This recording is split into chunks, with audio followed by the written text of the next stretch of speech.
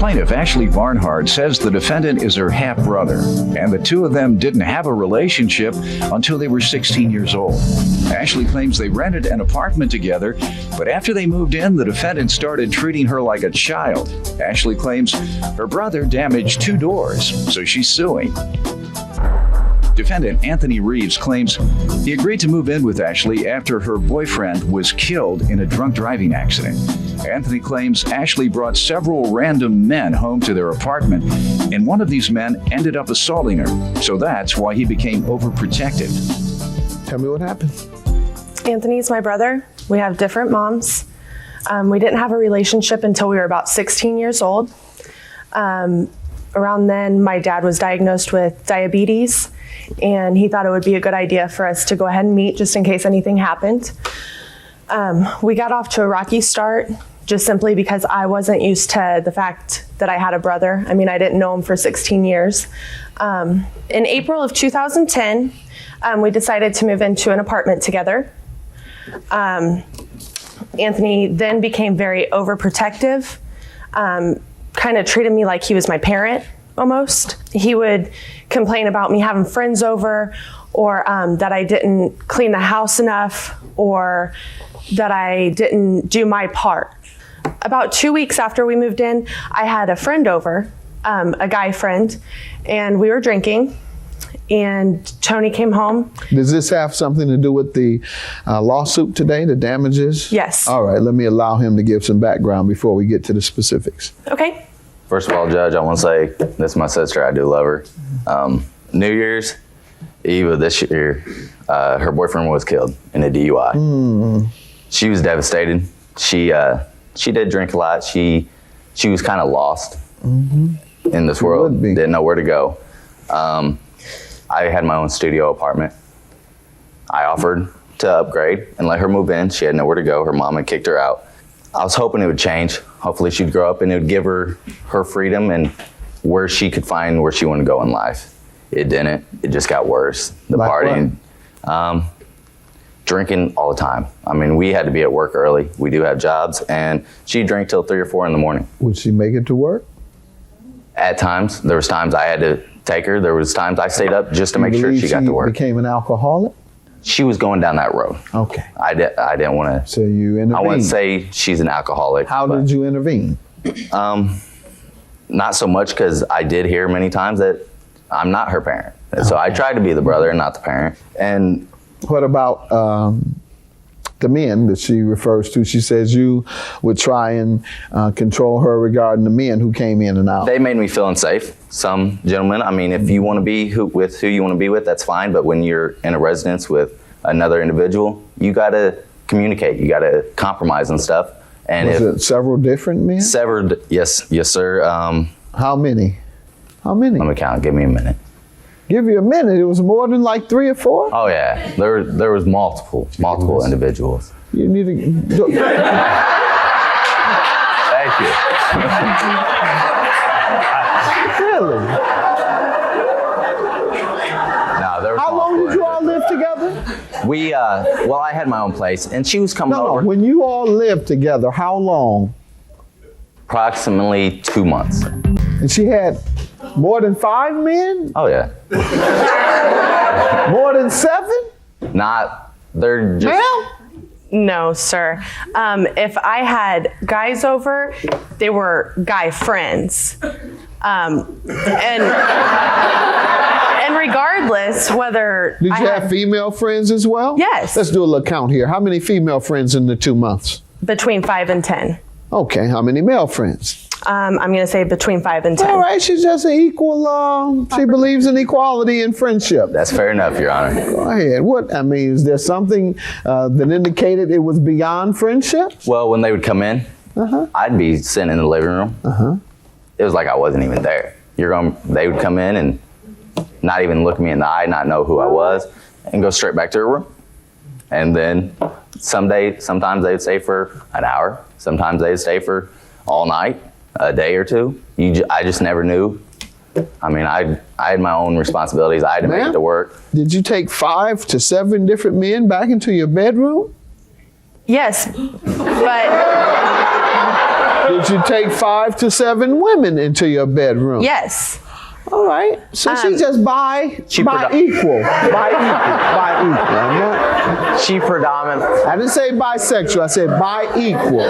She predominantly hung out in her bedroom. I do give her credit to that because it was her own space that she finally was able to have that she didn't have for a long time. She was I never said I know anything's going on. I just said she had guys there. Then what problem did you have with her having guys visit? She became very withdrawn, and I knew something was wrong.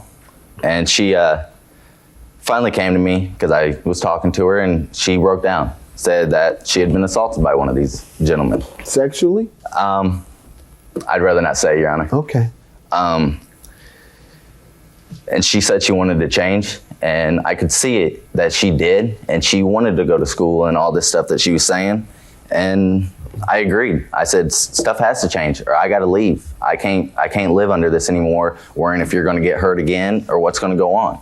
And your boyfriend died. You had a rough year there. Sorry to hear all of that. All right, why don't you tell me why you're suing him for damages and rent?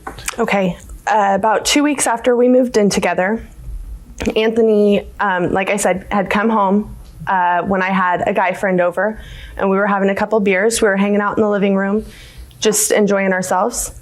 When he came home, he started getting kind of irate, saying he was gonna, call the cops on me, that I was being disrespectful. He said that me drinking in our house, being underage, not only could it get me in trouble, but it could get him in trouble as well because his name is on the lease. What problem did you have with that? I have no problem with that. Okay, so what? So we went back to my room. I proceeded to shut my door. After that, Anthony kicked the door in. She shut it in my face, Your Honor. Okay. Why were you following So that gives you a reason Why to... were you We following? were talking. We were talking and trying Just to talk happened about to it. be at the door We were in the hallway talking.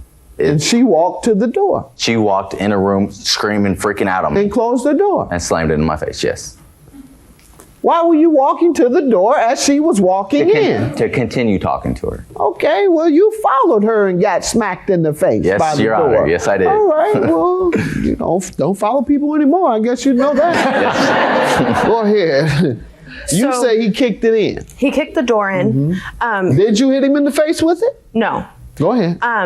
The door flew open and hit me in the forehead and left a golf ball size welt on my forehead. After that, the door was obviously open. We exchanged a few words. I went back to my bathroom, shut the door because I was upset. And what happened?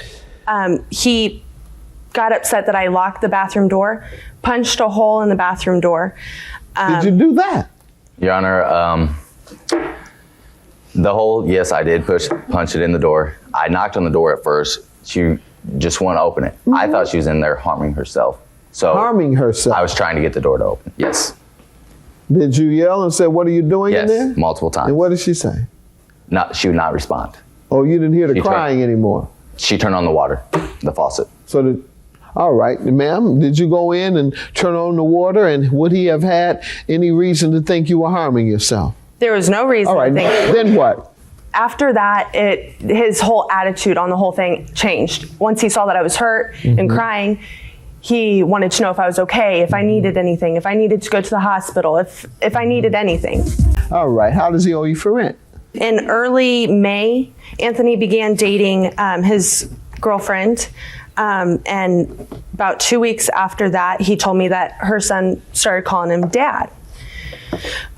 He said things were getting really serious between them, that he thought he was starting to love her and that he thought he was ready to take the next step. I told him, do whatever you feel is necessary. Just don't forget about your responsibilities here. So what did happen? About 2 weeks after meeting his girlfriend, Anthony decided he was going to move in with her without giving me any notice, any warning. You all had a lease? Yes. And how many months were left on the lease? I have from June 2010 until March 2011. And how many months are you suing him for? The 10 months. How much was his share of the rent? It is $325 a piece. Did you try and find a replacement roommate? Yes, I How have. did you try? I actually asked my best friend to move in with me. She lost her job.